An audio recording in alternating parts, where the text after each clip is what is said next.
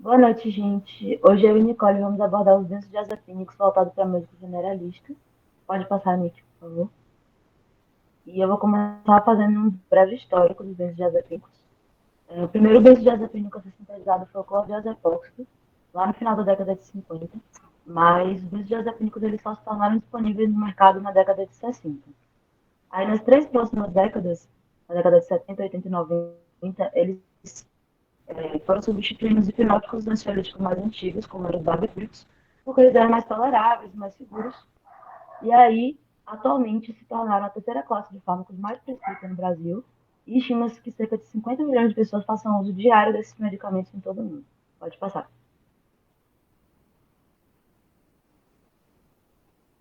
Sobre o mecanismo de ação dos benzodiazepínicos, a gente sabe que eles são medicamentos GABAérgicos, então eles funcionam dessa forma.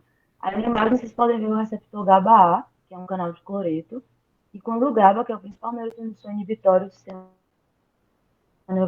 central, ele se liga ao receptor GABA-A, vai abrir esse canal de cloreto e vai ter um influxo desses enzimas para a célula. E o que é que o benzodiazepínico faz? Ele vai se ligar ao receptor GABA-A e vai potencializar a ação do GABA. Então os canais de cloreto vão ficar abertos por mais tempo e vai ter mais influxo de cloreto para a célula. Isso vai causar uma hiperpolarização da membrana e vai inibir a transmissão neuronal excitatória. Isso vai causar ansiólise, relaxamento muscular, sedação, hipnose, entre outros efeitos. Pode passar.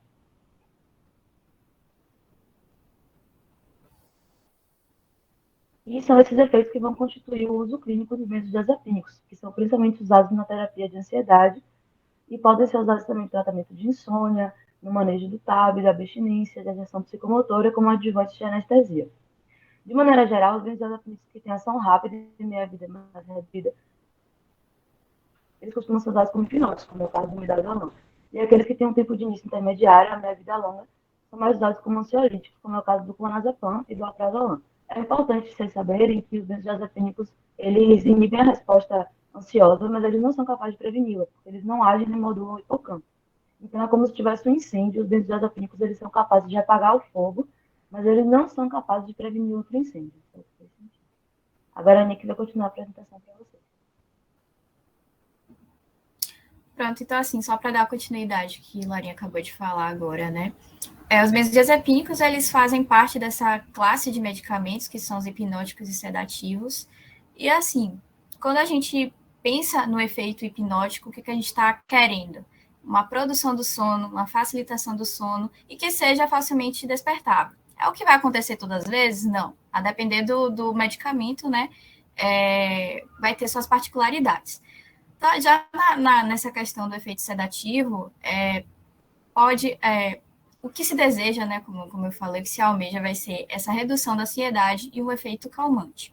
Mas a gente tem que ter em mente que essas duas propriedades farmacológicas, elas vão estar sempre casadinhas. Então, não é uma boa forma de se estudar benzodiazepínico separando essas duas propriedades. E só para a gente entender como é que ocorre como o nosso organismo ele recebe esse benzodiazepínico, eu vou só citar aqui rapidinho, né, os níveis de depressão do sistema nervoso central. O rebaixamento do nível da consciência fica aí a escolha do freguês, né, mas é aquela escalinha progressiva que a gente já conhece, né, iniciando ali na sedação, passando para a hipnose, a anestesia e o coma. Então, tendo em mente isso, a gente consegue, olhando aqui mais ou menos o gráficozinho dos benzodiazepínicos, marcar aqui benzodiazepínicos, que barbitúricos não são problemas meio de lar agora, vai ficar esse problema para alguém, mas focando aqui nos benzodiazepínicos, que eles são efeitos dose dependente. Então, eles irão agir no neuroeixo a depender de sua dose. Alguém quer falar alguma coisa? Eu não estou vendo o chat, eu só vi o... Bem, vou seguir. Tá bom, vou seguir. Então, vamos pensar assim, né, que iniciamos aqui uma dose de benzodiazepínico, muito bem, atingimos o efeito esperado da sedação, era o que a gente queria que essa pessoa ficasse mais calma, aumentamos mais um pouquinho essa dose, conseguimos o efeito hipnótico, agora ela está dormindo melhor, tá o tratamento da insônia feito, e aí aumentamos mais essa dose e não, chega em estado de estupor. uma coisa que a gente precisa ter em mente é que os benzodiazepínicos, eles nunca vão tirar a consciência é sempre mantida. Então, nunca vai acontecer uma anestesia verdadeira, nunca vai chegar ao nível de risco à vida desse paciente a coma. Isso é uma propriedade bem interessante dos benzodiazepínicos, porque dá uma segurança na prescrição, né? A gente sabe que mesmo em casos de overdose, sendo uma pessoa assim, com nenhuma alteração sistêmica, sem abuso de substâncias, de álcool, não vai chegar a causar danos a esse paciente. Então, assim, só para falar rapidinho dos fármacos nessa parte, né? São 20 fármacos que estão disponíveis no mercado. Então, o clordiazepóxido foi o primeiro benzodiazepínico a ser descoberto, entre aspas, a ser produzido, e todos os PANs da vida que a gente já conhece. E o que faz um benzodiazepínico ser um benzodiazepínico é essa molécula bem bonitinha aí, né? Na verdade, essa estrutura molecular. Os benzodiazepínicos, eles são formados por uma cadeia, essa cadeia A, que é 1,4-benzodiazepina, o nome dela, em junção com essa cadeia B, que é uma cadeia de 7 braços, e essa mudança de conformação, né, nos radicais é o que vai fazer um benzodiazepínico ser diferente do outro.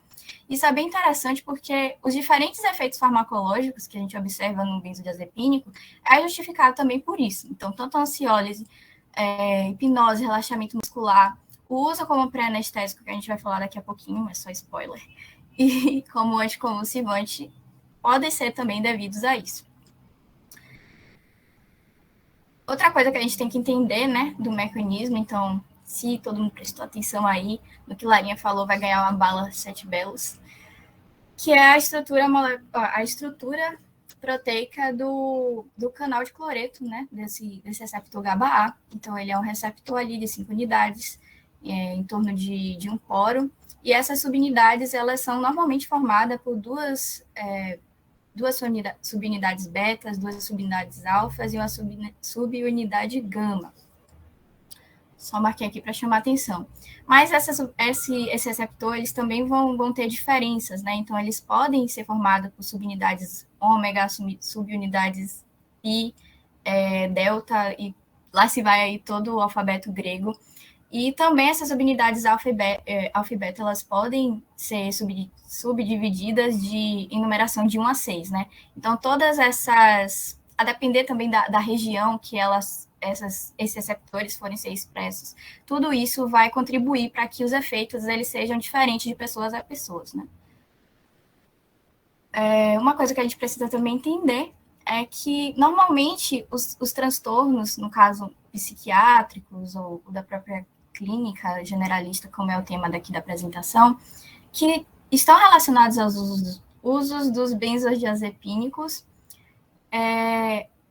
eles têm uma relação assim de desequilíbrio entre a função excitatória e a função inibitória. Então, é o que acontece no caso dos transtornos de ansiedade, nos casos das crises convulsivas, tudo vai estar relacionado, mas mais puxando para o lado mesmo da estimulação. Então, os benzodiazepínicos, eles têm esse objetivo de entrar aí no tratamento para causar um equilíbrio, né? Tentar aumentar a inibição para que essa estimulação não seja tão exacerbada.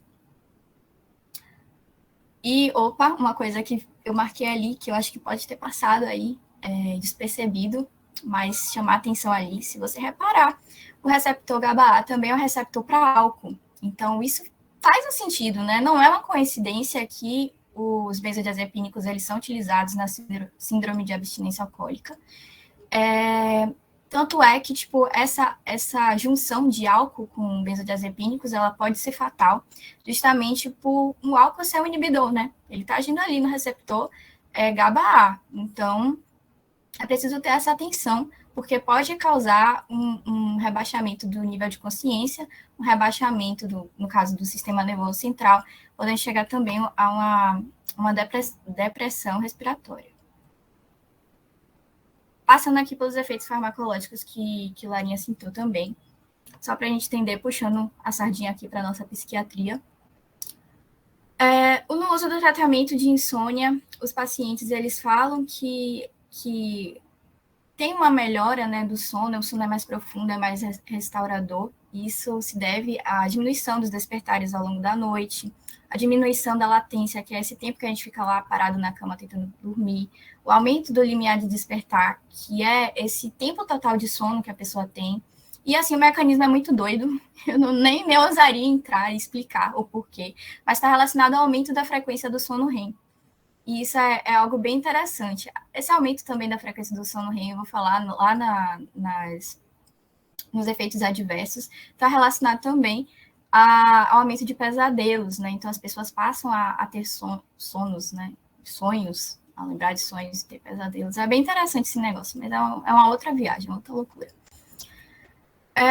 Os benzodiazepínicos, eles são também utilizados como pré-anestésicos, então, em procedimentos pequenos, até procedimentos ambulatoriais também, endoscopias. Inicialmente, era também pelo efeito hipnótico, então, para acalmar o paciente, um efeito sedativo para acalmar e tudo.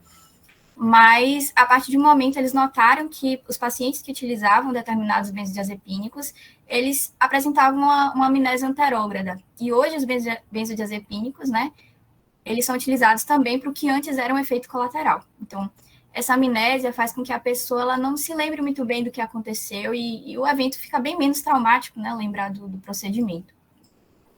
O efeito ansiolítico. Então, eu não sei vocês, mas antes de estudar benzodiazepínicos, eu pensava em benzodiazepina, eu pensava, obviamente, na ansiedade.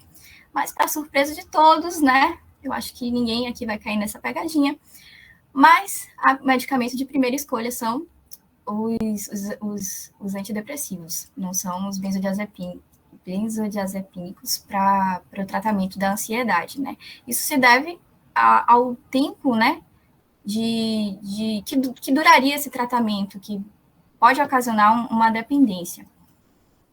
Então, achei bem legal essa comparação que Larinha fez na questão do fogo, né? Mas é isso mesmo. A amígdala vai ser a área, né, que vai estar responsável pelas respostas ansiosas. Então, o receptor GABA-A, sim, muito bem, você vai utilizar o benzodiazepínico e essa amígdala não vai inibir a resposta ansiosa. Mas o tratamento em si da região que vai estar responsável por esse estímulo ansioso, que é o hipocampo, ele vai ser deixado de lado. Então, realmente, não tem como você continuar inibindo a resposta, né? Sendo que você não deveria estar gerando ela. Então, já no caso ansiolítico, vai ser utilizado mais nas crises de ansiedades, né? Nesses momentos mais de pico, e é o que a gente vê também bastante na emergência. Podem ser utilizados benzodiazepínicos via oral, o que a absorção é muito boa, então se o paciente estiver colaborativo lá na emergência, num caso desse, né? Tenta utilizar via oral. Na via intramuscular, só é disponível no mercado midazolam e o lorazepam, se eu não me engano, qualquer coisa me corrijam. Tem muita gente que usa diazepam intramuscular, mas tem que ter cuidado, porque a absorção vai ser erradona, não se pode isso. E na intravenosa, né, no caso, tem o midazolam e o próprio diazepam que pode ser utilizado. No caso de uma ação anticonvulsivante, são utilizados em crise epilépticas, né? Então, os benzodiazepínicos, eles podem ser utilizados aí, não tem jeito, tem que ser intravenoso mesmo, até para agir mais rápido, né?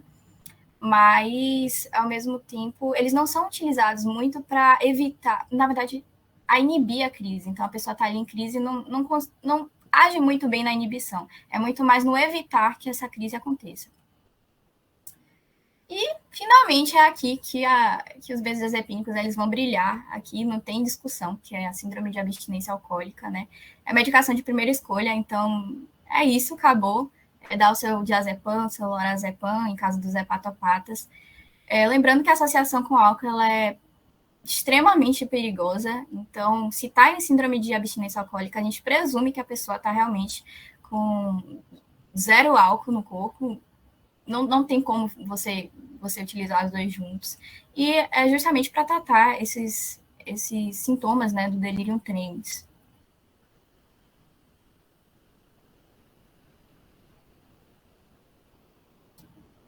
Ok, passando aqui rapidinho para os efeitos colaterais, então tem alguns efeitos adversos comuns, fraqueza, cefaleia, confusão mental, ataxia, disartria, visão turva, sintomas gastrointestinais, então náusea, vômito, diarreia, isso também pode ocorrer. A sonolência, aí você fala, Nicole, mas a sonolência não é bom para as pessoas que estavam lá com insônia?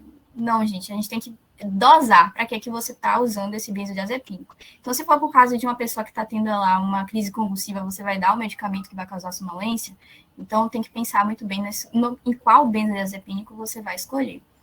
Isso também se deve também às doses hipnóticas, que podem gerar tontura, perda de peso, alteração da coordenação motora, sono residual, fadiga, perda da resposta rápida. Prestar atenção também em pacientes que são condutores de veículos, que trabalham operando máquinas, porque isso pode estar realmente, a pessoa pode dormir, né? Fica aquele sono residual, fica com os reflexos diminuídos e pode gerar, né, um acidente com risco à vida dele e de outras pessoas.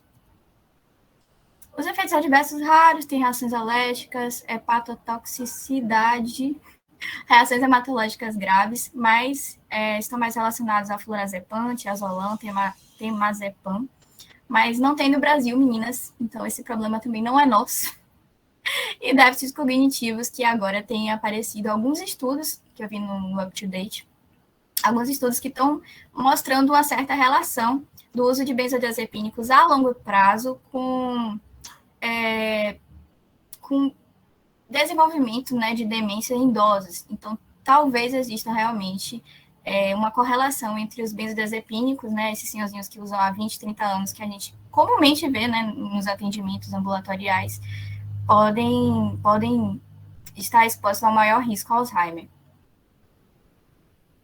Eu coloquei aqui o efeito paradoxal, que na verdade não é um efeito colateral raro, mas é para chamar bem atenção mesmo, né? Porque tem algumas pessoas que podem cursar com aumento da ansiedade, da taquicardia, agitação, irritabilidade, pesadelos, comportamentos desinibidos, alucinações paranoicas, né? Nos primeiros dias. Então, é preciso que tenha uma conversa com a pessoa que for tomar esse benzodiazepínico e fala, pode ocorrer isso, mas são apenas nos primeiros dias, porque tem um grande abandono do uso do medicamento justamente por esse efeito paradoxal.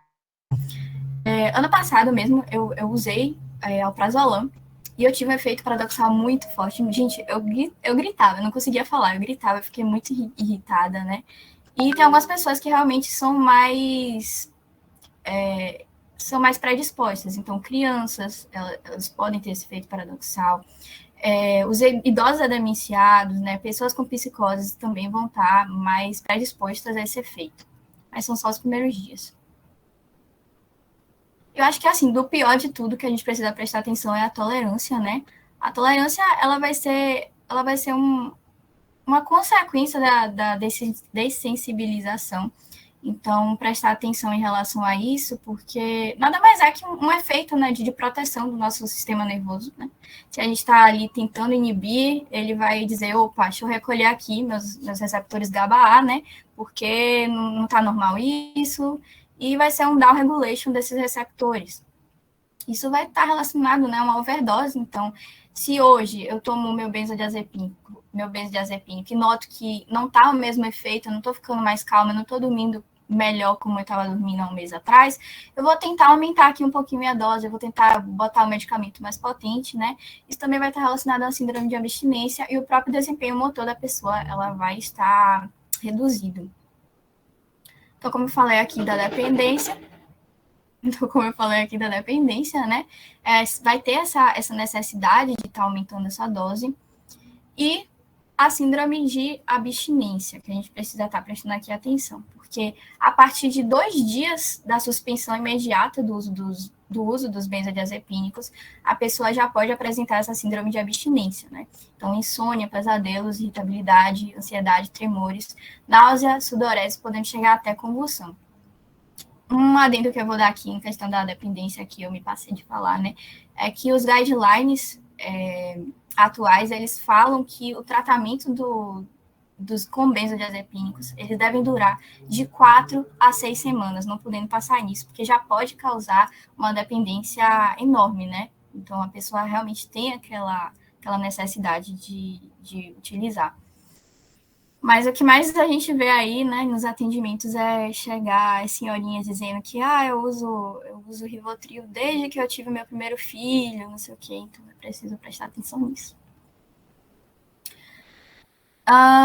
Dos fármacos, como eu falei, a nossa apresentação aqui é para médico generalista, mas eu tenho que falar aqui, né, das indicações psiquiátricas, né? Então, os quadros ansiosos, obviamente, né? Então, aquela mesma história de sempre começar com a menor dose, com o menor tempo possível, né? Esse se adequa ao paciente, individualização, né? Escolher o que é que há de melhor para ele. Também é indicado para TAG, né? Então, quadros ansiosos, no caso de picos, né? Mas um transtorno de ansiedade generalizada não pode ser utilizado a longo prazo, mas se for necessário, né? Transtorno de pânico, fobia social. Atenção que é contraindicado em transtornos de estresse pós-traumático, pouca evidência em toque, e pode ser um medicamento coadjuvante aí no tratamento de depressão e de psicoses. Não que vai agir na fisiopatologia da doença, mas se a pessoa assim está muito agitada, ou não está conseguindo dormir, pode ser utilizado também. Farmacocinética, passando rapidinho.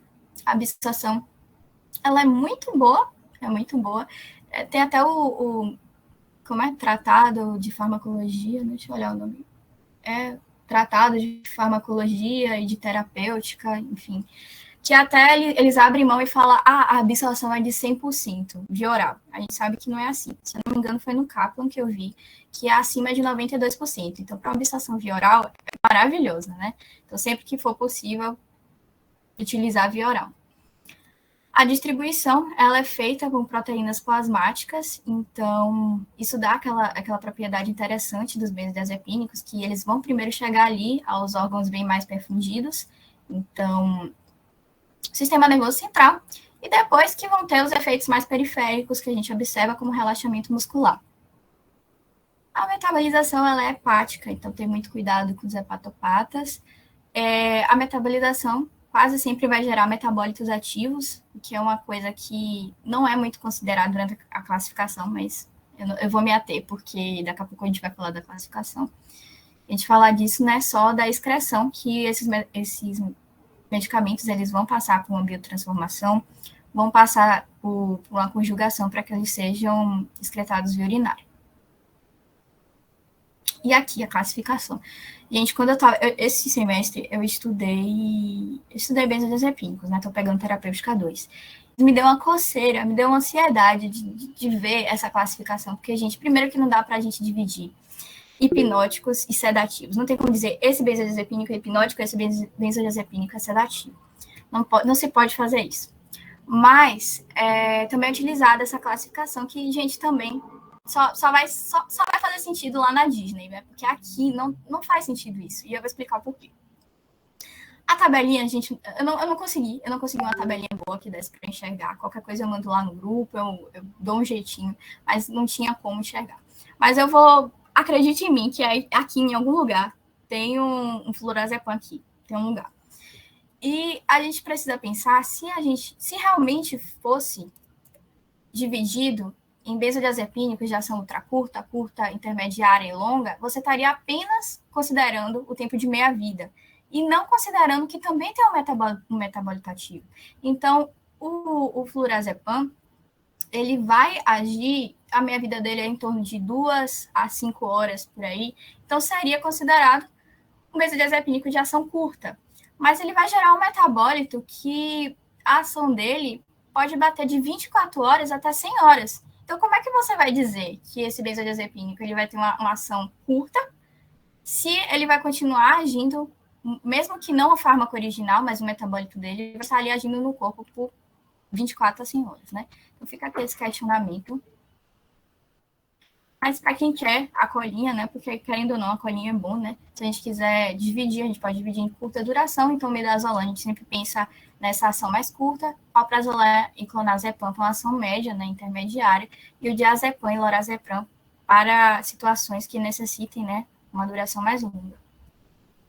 E falando aqui dos 5 especiais, midazolam, ele é mais utilizado justamente pela questão da amnésia anterógrada que a gente falou, como que eu acabei de dizer, né, é considerado benzodiazepínico de curta duração, aí nessa meia-vida aí de 6 horas. É uma medicação utilizada como pré-anestésicos, ansiolíticos e anticonvulsivantes. O alprazolam tem uma duração média, utilizado em transtorno de ansiedade, transtorno do pânico, mas ele é super contraindicado. Esse medicamento em si, o alprazolam, ele é contraindicado para pacientes em risco de mania, em crise de raiva, transtorno de personalidade, personalidade limítrofe e abuso de drogas e álcool, né? Álcool para todos os benzodiazepínicos, mas em especial o alprazolam não pode ser utilizado nesses pacientes. O clonazepam, ele é bastante utilizado em crises epilépticas, em síndrome de West em criança também, em transtornos de ansiedade, TP, transtorno de humor, depressão. O clonazepam é o nosso medicamento amorzinho hepatofriendly, é o único de todos que podem ser utilizados em hepatopatas, então são utilizados em casos de ansiedade, de pânico, transtorno de humor, depressão. Também tem o uso pré-anestésico, mas por ser um benzodiazepínico de longa duração, esse pré-anestésico ele deve ser tomado em casa pela pessoa 2 dias antes, né? Para quando chegar no dia do procedimento, tá realmente agindo. Finalmente, o diazepam, que ele é utilizado pelo efeito ansiolítico dele, é o medicamento de benzodiazepínico de mais longa duração, então podendo bater de 100 até mais horas, né? E o metabólito ativo dele é o nordiazepam, que eu achei muito interessante, que o nordiazepam é um medicamento, é um benzodiazepínico, então o metabólito dele é um próprio benzodiazepínico, eu achei isso bem, bem doido. Uma notificação aqui para a gente lembrar das criancinhas, né, pacientes pediátricos. Os únicos 2 que podem ser utilizados, que são indicados para uso em crianças, é o clonazepam e o midazolam. O clonazepam para questões anticonvulsivantes, né? E o midazolam com uso pré-anestésico. Então, ansiolítico, não se deve pensar na escolha de benzodiazepínicos para crianças. Interações medicamentosas, então bloqueadores de CYP hepática, então principalmente essas 2 CYP, CYP 3A4 e CYP-P, ou CYP2C19, enfim, essas 2 CYPs, alguns antimicrobianos, então antibióticos, antifúngicos, antivirais, eles podem bloquear essas 2 CYPs, então pode acarretar uma intensificação negativa do efeito desses benzodiazepínicos.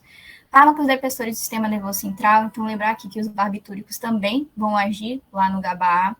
Fármacos depressores respiratórios, então opioides, e o álcool, que, como já foi dito aqui, gente, o álcool é gritante, a gente tem que saber que o álcool realmente não tem como utilizar, ter essa associação. Contraindicações, em caso de insuficiência hepática, insuficiência respiratória, então DPOC, e apneia obstrutiva do sono. Eu achei muito doida essa questão da apneia obstrutiva do sono, porque o tônus ele já vai estar diminuído, né, enquanto a pessoa está dormindo. Então, você dando um benzodiazepínico, vai ocorrer ainda um relaxamento muscular. Então, realmente, a pessoa pode sufocar dormindo. A miastenia graves, pelo mesmo motivo, né, do relaxamento muscular. Glaucoma de ângulo direito, eu não pesquisei, gente. Se alguém souber, pode falar aí, eu vou ficar muito feliz. E intolerância à lactose, então o bondinho aí do lactofree não pode usar os benzodiazepínicos. Em idosos, é gritante, é marcante, todo mundo tem que saber, não é bom utilizar benzodiazepínicos idosos, mas se chegar um vovozinho lá que com síndrome de abstinência alcoólica não vai ter muito o que fazer, né? É você dar o benzodiazepínico e tentar retirar o mais rápido possível. Pode causar sedação excessiva, tontura, risco de queda, né? Que é a causa de maior morte em idosos, fratura de quadril, confusão mental, alterações da atenção, piora do delírio e risco aumentado para demência, que foi aquela questão que agora estão pesquisando, né? Essa possível associação com Alzheimer. As gravidinhas e lactantes pode causar síndrome de abstinência no neonato, então não se tem um benzodiazepínico que pode ser utilizado em gestantes, tem que se manejar, né, trocar a classe do medicamento. E complicações também no parto, então hipotermia, hipotonia, hipotermia e depressão respiratórias também podem ocorrer em gestantes que utilizam. E para a gente terminar essa parte aqui, a gente vai abrir ali, a gente vai fazer umas perguntinhas, né? Mas só passando aqui pela intoxicação aguda grave. Então, é um caso que pode ocorrer, né? Pode chegar na emergência, um paciente que, por tentativa de suicídio, né? Fez overdose de benzodiazepínicos, mas a gente vai lembrar que tem esse... Se for uma pessoa sem nenhuma alteração sistêmica, uma pessoa que não faça abuso de drogas ou álcool, não chega a ter um risco iminente de morte, né? Então, os efeitos podem ser severos, mas não chega a colocar em risco a vida dessa pessoa. E, além disso, a gente tem que lembrar aqui que essa intoxicação ela é manejável, é um lado muito bom, né? Então, dá primeiramente o suporte respiratório para lidar com essa depressão respiratória que ele vai estar apresentando, né? E também vai ter aí disponível um antídoto. Então, tem o flumazenil intravenoso, você dá aí de 1 a 5 miligramas para a pessoa, e dizem que o efeito é imediato, que em 5 minutos já melhora, assim, substancialmente, né? Então, isso é algo bem interessante. Alguém quer falar alguma coisa antes que a gente vá para as perguntinhas? Fazer uma provinha aqui. Ali agora eu cálice para sempre, né? Pronto, vou seguir. Larissa, consegue depois ler aí o chat pra gente discutindo? Tá. Uma mulher de 55 anos, sem reação a estímulos, é levada ao setor de emergência após tentativa de suicídio. No mesmo dia, ela havia renovado sua receita mensal de um benzodiazepínico, o qual constituía seu tratamento para transtorno de pânico. Os paramédicos encontraram um vidro de pílulas vazio na mesa de cabeceira. A ingestão concomitante de qual substância a seguir provavelmente é um agravante para o prognóstico overdose. Acho que se alguém errar aí é porque não estava prestando atenção. Pode ir colocando aí no chat.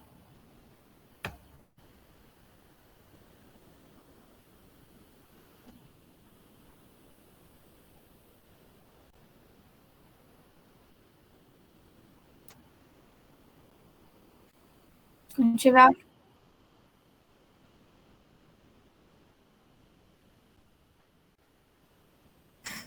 gente, não tem como, né? Então, a gente lembrar aqui que não se pode ocorrer esse uso concomitantemente do álcool, né? Vai agir ali no mesmo receptor. O álcool ele é um grande inibidor do sistema nervoso central, então, junto com outro inibidor, que vai ser o benzodiazepínico, pode sim chegar a um estágio desse. Caso clínico 2, essa daí, gente, eu acabei de falar também. Tá muito fácil, a gente pegou muito leve. Uma mulher de 32 anos, com transtorno de pânico e ansiedade, tomou overdose de diazepam e foi levada à emergência do hospital com sonolência e hipoventilação. Qual é a conduta farmacológica principal que deve ser utilizada no manejo dessa paciente? Se alguém aí lembrar o nome, acabei de falar.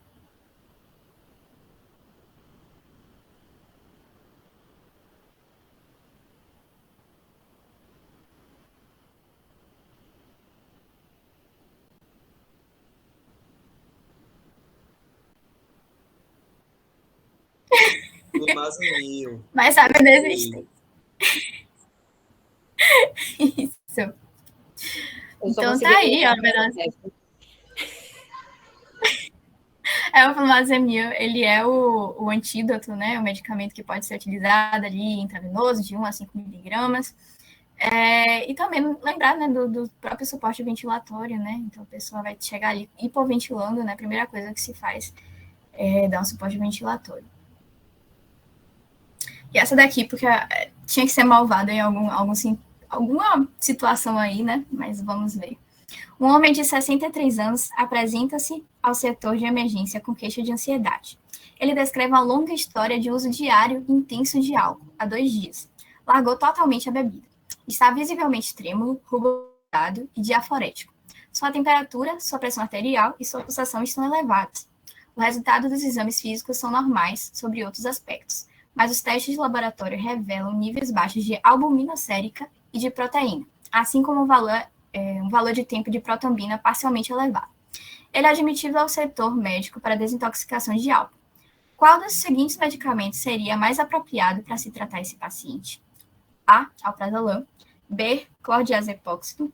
C. Diazepam. D. Lorazepam. E E. Clonazepam. façam suas apostas, né?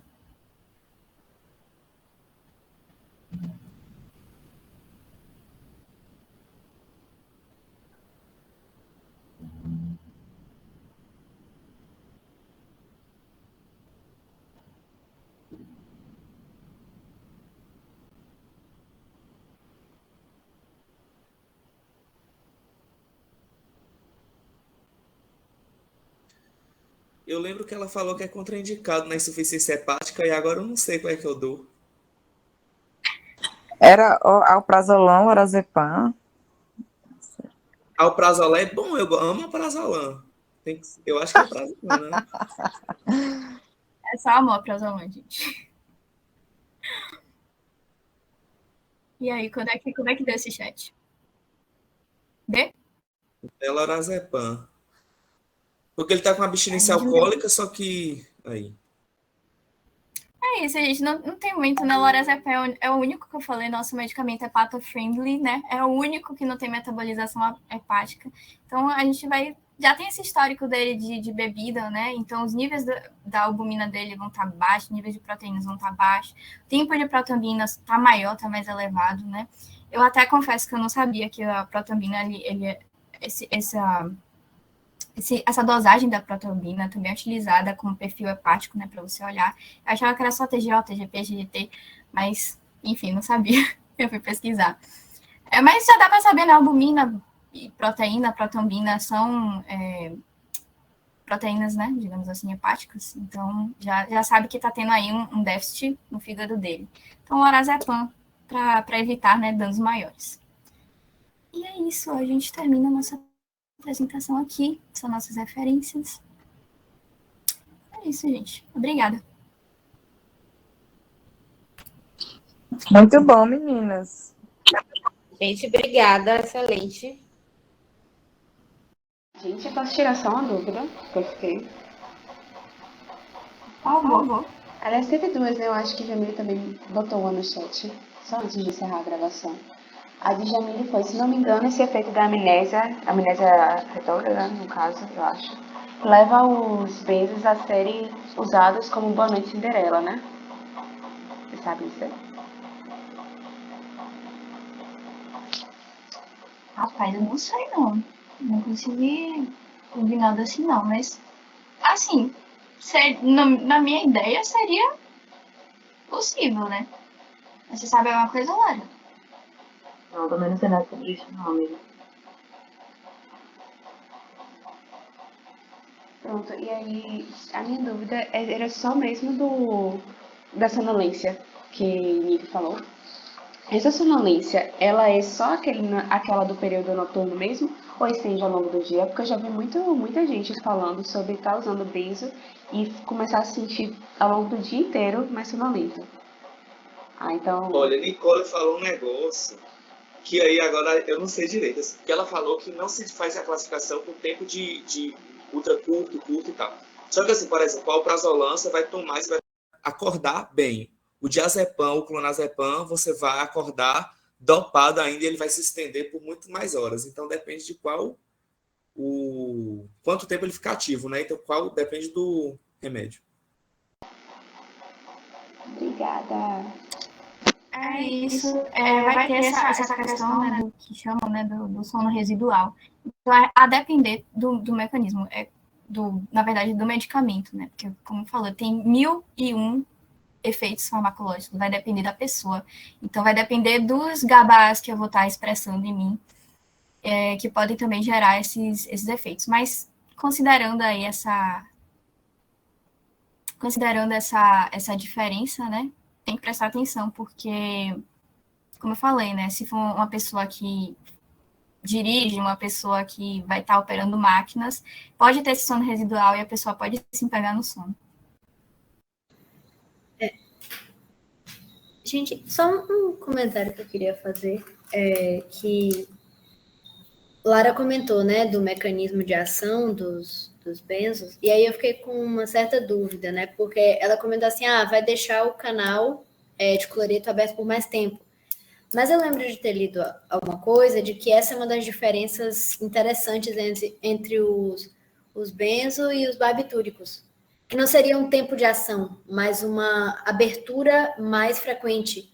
E que por isso, inclusive, tipo assim, é mais fácil ter uma overdose de barbitúrico, porque o canal fica aberto mais tempo, independentemente de ligação de GABA ou não. E já o benzo, tipo, ele precisa do GABA ali presente para abrir o canal, mas aumenta a afinidade, consequentemente aumenta a frequência. Por isso que eles são mais seguros, inclusive.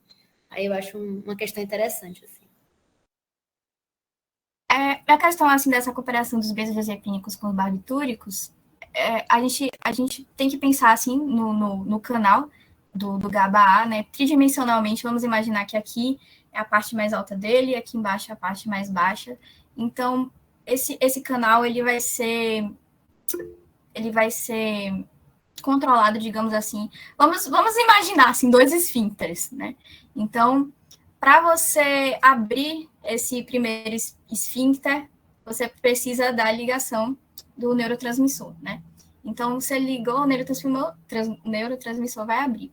Mas essa ligação também, junto com o benzodiazepínico, eu não sei se promove um aumento do tempo de aberto ou da frequência, né? Acho que a Hilarinha pode falar melhor para a gente. Mas, no caso dos barbitúricos, tipo, peraí, me confundi. Tô tentando imaginar aqui tridimensionalmente, né? Mas você ligando o benzodiazepínico, vai estar abrindo essa primeira parte do canal de cloreto, né, do GABA-A, mas a segunda parte ela pode estar fechada. Então é isso que causa essa segurança, né? Então o próprio organismo ele vai abrir pela ligação essa primeira parte, mas a segunda parte só vai conseguir abrir se tiver realmente ligado o neurotransmissor. E no caso dos barbitúricos, não. Os barbitúricos eles vão agir nessa segunda parte de abertura do GABA-A para o cloreto. Então, você ligando o barbitúrico nessa segunda parte, você já abre o canal inteiro. Então, o barbitúrico ele vai mimetizar, na verdade, o GABA, né? Vai mimetizar essa passagem. É um negócio meio difícil de entender, porque eu estou tentando... Mas se já deu ajuda aí, tá valendo.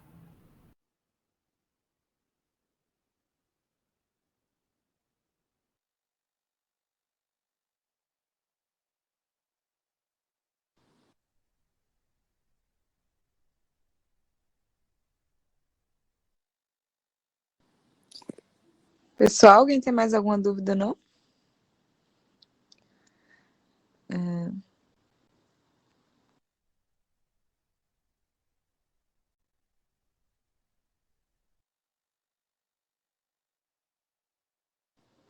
Então, Gente, é porque eu tô pelo celular, então pra eu ver as mensagens. Não tem, peraí.